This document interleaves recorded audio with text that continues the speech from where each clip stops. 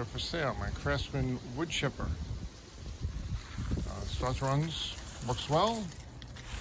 As far as branches, I don't know if it takes 1.5 or up to 2 inches.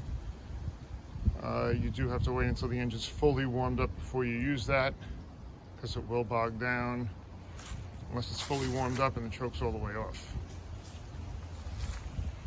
Hopper works great. Just to show it runs well. I do have a fuel shutoff on the bottom that I installed. That way the carburetor doesn't get gummed up.